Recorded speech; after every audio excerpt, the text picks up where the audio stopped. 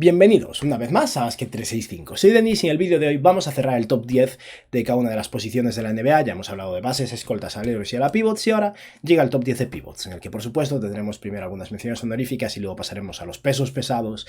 Y es que en esta posición de pivot o center hay 2-3 jugadores de élite absoluta que están muy por encima del resto. Tras eso hay un bajón, pero obviamente hay bastantes nombres interesantes. Y bueno, por supuesto, si estáis aquí, os animo a que os suscribáis al canal si no lo habéis hecho todavía. Empieza la NBA en breves y es el mejor momento para seguir un canal que habla de NBA.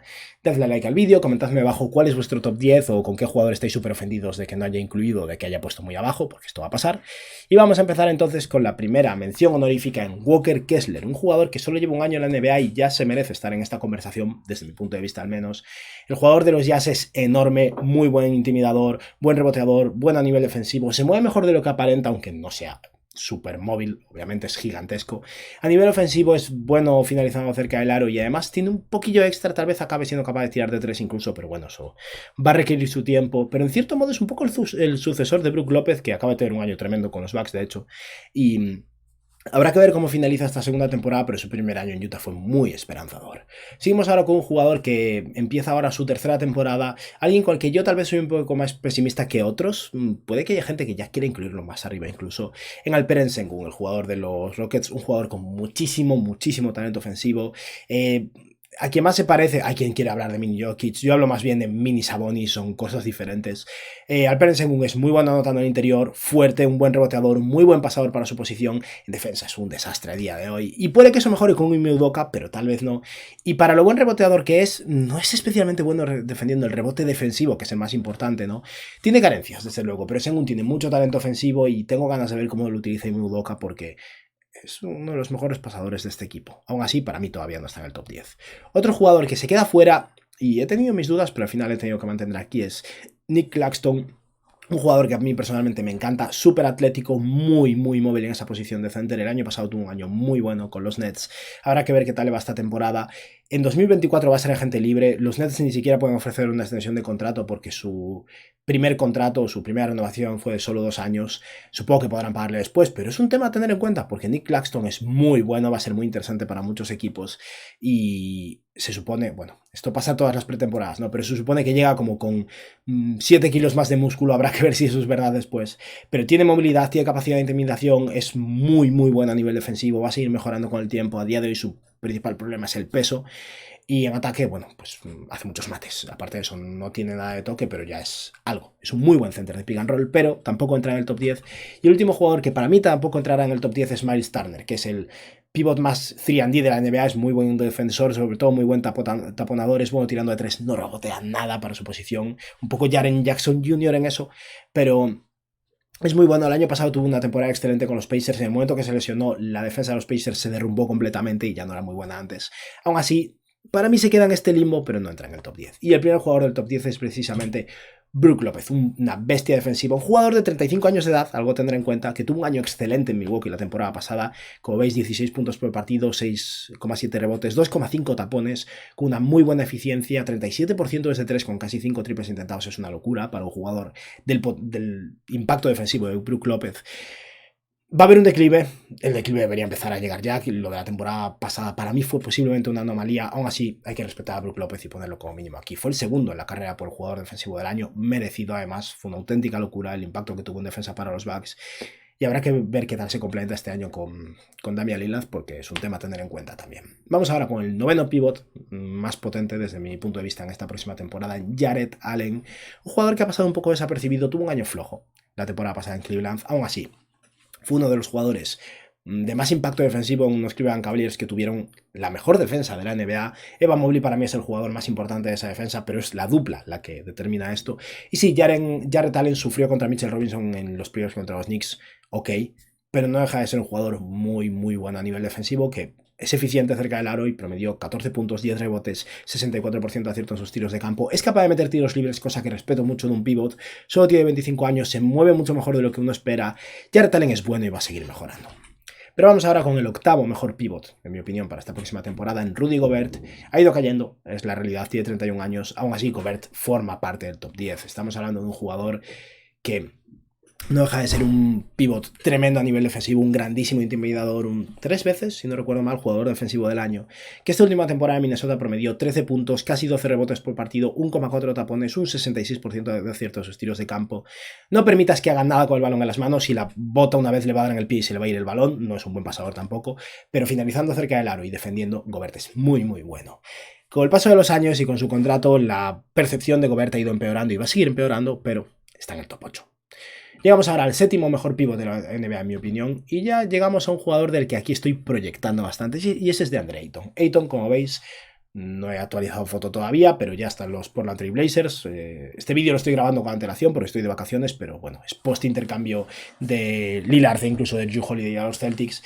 Ayton va a estar en Portland un tiempo, es el pívot titular de este equipo, tiene 25 años, fue el primer pick del draft en su momento, lo cual fue un error. Luka Doncic tendría que haber sido el primer pick, pero pese a sus altibajos, a sus bajadas de motivación, a que cobra un máximo y tal vez no esté a la altura, es un jugador joven con mucho talento que promedió la última temporada 18 puntos y 10 rebotes por partido, bueno en defensa y que se mueve bien. No intimida cerca del aro, le falta la capacidad de taponación, es verdad, pero es un buen defensor y espero que con un rol aumentado y más responsabilidad en un equipo joven como son los Blazers explote. Y no me sorprendería que Ayton tenga una temporada de 21, 22 puntos por partido, cerca de 12 rebotes, buena eficiencia y empiece a elevarse hacia un pivot top 5 de la NBA, que es lo que debería ser. Nunca va a ser el mejor pivot de la NBA, pero debería rondar el top 6, 5. Y ahora mismo lo tenemos pues un poquillo más abajo. Llegamos ahora al que para mí esta próxima temporada será el sexto mejor pivot de la NBA en Karl Anthony Towns. Tal vez debería estar un poco más arriba. Afecta el hecho de, en primer lugar, de que no esté jugando de pivot, me da igual, Karl Anthony Towns es un pivot, es una tontería ponerlo en un ranking de la pivots. El hecho de que no juegue en su posición natural en los minutos que está con Rudy Gobert es un problema. Obviamente, en el momento que Gobert se sienta, Karl Anthony Towns juega de 5, así que juega minutos en la posición de pivot. Y tuvo una temporada muy mala. Estuvo lesionado, jugó poco, le costó encajar con Gobert, lo cual es comprensible. Pero en los Juegos Olímpicos, en el Mundial de Básquet con República Dominicana jugó realmente bien. Y espero que esta temporada, si está sano, tenga un año mucho mejor. Debido a eso, vamos a elevar a Karl Anthony Towns hasta más o menos donde se merece. Es un All-Star, es un muy buen jugador, tiene sus limitaciones, es un mal defensor, pero no deja de ser bueno. Y es que en una temporada malísima para sus estándares promedió 21 puntos y 8 rebotes por partido, casi 5 asistencias, pierde muchos balones, es algo a tener en cuenta. 5,7 triples intentados con un 37% desde 3 y un 50% de acierto en sus tiros de campo. Karl Anthony Towns es uno de los mejores pivots ofensivos de la NBA. Tiene sus problemas, pero no deja de ser bueno. Llegamos ahora al quinto mejor jugador, en mi opinión, de la NBA en esta posición de pivot y es Domantas Sabonis. El futuro, o el objetivo futuro de Alperen Sengun, básicamente. Sabonis la temporada pasada con los Kings tuvo su mejor año. Está en el contexto ideal para él y eso influye. Si estuviera en otro equipo estaría por debajo de un par de jugadores de los que hemos hablado. Pero estamos hablando de un pivot muy, muy bueno en los tableros. Creo que lideró la NBA en rebotes la temporada pasada, si no me equivoco, que promedia sus 18, 19, 20 puntos por partido eficientes, que va a línea de tiros libres y que es uno de los mejores pivots pasadores de la NBA, el segundo mejor por detrás de Jokic, básicamente. Esta última temporada con los Kings promedió 19 puntos, 12 rebotes y 7 asistencias por partido.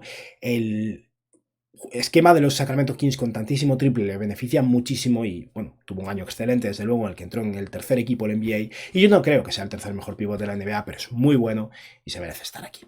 Pero llegamos ahora al top 4 y hay un jugador que está un poquillo por debajo, o bastante por debajo de los otros tres, pero para mí el cuarto mejor pívot de la NBA es Bam Adebayo, un jugador tremendo a nivel defensivo, uno de los jugadores más versátiles a nivel defensivo de toda la NBA, un buen pasador, un jugador eficiente que ha tenido actuaciones fundamentales para los Miami Heat en playoffs. También ha tenido partidos en los que ha desaparecido en ataque, es verdad, pero cuando estamos hablando de uno de los 3, 4 mejores defensores de la NBA, uno de los defensores más versátiles de la NBA, y el tío en ataque te aporta 20 puntos y 9 rebotes por partido con capacidad de pase, Adebayo es buenísimo.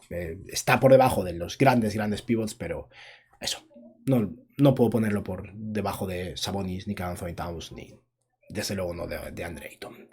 Pero vamos ahora a los pesos pesados. De tercero tenemos a un jugador que se empeña en ser un 4, al contrario que Karl Anthony Towns. Él quiere ser 4 en vez de ser 5, pero cuando juega de pivot, que es lo que hizo el año pasado, Anthony Davis es tremendo. No lo puedo poner por encima del número 1.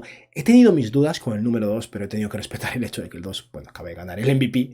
Pero Anthony Davis es un defensor tremendo también, mejor todavía que Bam Adebayo. Los primeros pasados para mí fue sin lugar a dudas el mejor defensor de la NBA. No pudo para Jokic, claro, nadie puede. Eso no quiere decir que no seas bueno, es que Jokic es mejor. Pero Anthony Davis es increíble cuando está bien, un nivel de eficiencia, una capacidad de rebote, una capacidad de intimidación. es espectacular. Y ha perdido su tiro ha desaparecido por completo y aún así tuvo un impacto tremendo. 26 puntos por partido, 12,5 rebotes, 2 tapones por partido. Solo consigue 2 tapones por partido porque nadie se atreve a tirar a su alrededor. Movilidad en el perímetro, un jugador capaz de intercambiar también a nivel defensivo. 56% de acierto en sus tiros de campo, mete sus tiros libres con un 78% de acierto. El problema de Anthony Davis es la salud y la constancia. Cuando está bien, cuando está concentrado, es tremendo. Pero de segundo está Joel Embiid. Si tuviera que elegir entre los dos jugadores al 100%, obviamente depende de lo que tengas al lado. Si tienes un buen jugador ofensivo al lado, me planteo seriamente a Anthony Davis. Es mejor defensor, aunque Embiid sea bueno, y es un jugador tremendo. Pero Embiid obviamente tiene un talento ofensivo espectacular y acaba de ser el MVP de la NBA. Es algo que hay que respetar, es muy muy bueno.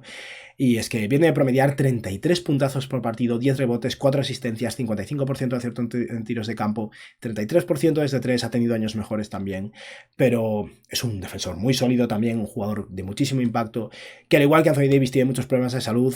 Anthony Davis se lesiona solo, Embiid se lleva golpes, es un poco diferente, pero le cuesta mantenerse en el campo, a veces acaba agotado, especialmente en playoffs, muchas veces se queda sin energía y es otro problema, sea como sea. Puedo aceptar que Joel Embiid sea el tercer mejor pívot de la NBA si quieres por encima de Anthony Davis. Al final he decidido darle el puesto a Embiid. No puede estar por debajo de eso. Y para mí no puede estar por encima de esto. Porque es indudable que Jokic es el mejor pívot de la NBA. Porque básicamente el mejor jugador de la NBA es o Jokic o Antetokounmpo. No hay más opciones, en mi opinión. Nikola Jokic es tremendo. Un jugador generacional, una capacidad ofensiva inhumana.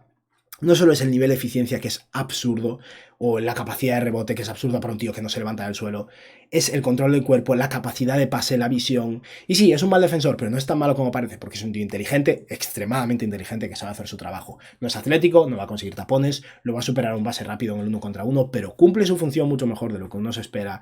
Y el impacto de Jokic ofensivo es inhumano. Puede llegar a cualquier equipo y hacerlo bueno, porque es que es 24,5 puntos por partido, siendo un jugador pasivo al que no le gusta tirar, 12 rebotes, 10 asistencias por partido, 63% de acierto en sus tiros de campo. O sea, el nivel de eficiencia de Jokic está por encima de Zion Williamson, siendo además un buen tirador que promedia 10 asistencias. 38% desde 3 aún por encima, mete tiros absurdos, fue letal en estos playoffs, acaba de convertirse en el campeón de la NBA, tiene 2 MVPs, este año va a competir por el tercero probablemente, y para mí, personalmente, en mi humilde opinión, Nikola Jokic es sin lugar a dudas el mejor pivote de la NBA. Y nada, con esto hemos acabado con este top 10 final, el top 10 de los mejores pivots de la NBA desde mi punto de vista en esta próxima temporada. Decidme abajo lo que opinéis y nada, muchas gracias a todos y nos vemos en breves. Chao.